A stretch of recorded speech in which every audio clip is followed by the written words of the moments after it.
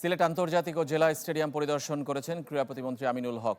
একটি কুড়ি দুটি পাতার দেশ থেকেই 30 এপ্রিল নতুন কুড়ি স্পোর্টস উদ্বোধন করবেন প্রধানমন্ত্রী তারেক রহমান।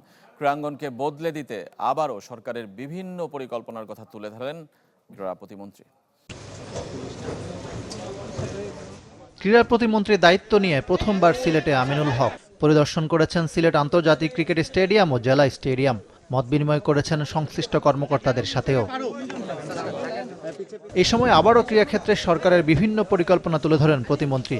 তৃণমূল থেকে খেলোয়াড় তৈরিতে চতুর্থ শ্রেণী থেকেই খেলাধুলা বাধ্যতামূলক করা হচ্ছে বলে জানান তিনি।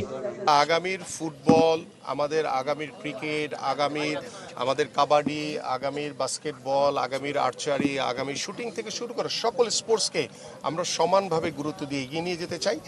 জাতীয় পর্যায়ে উঠে আসা খেলোয়াড়দের ক্রীড়া ভাতার আওতায় আনার প্রক্রিয়া শুরু করেছে সরকার।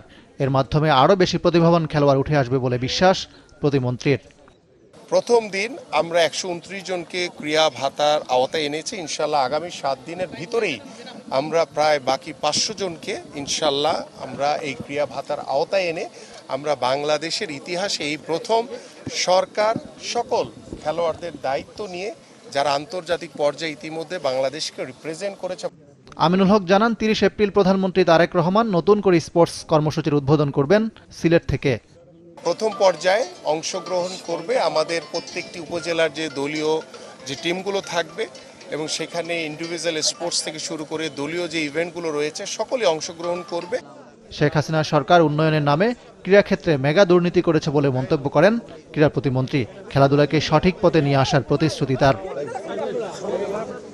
ইকরাম হোসাইন, চ্যানেল 24।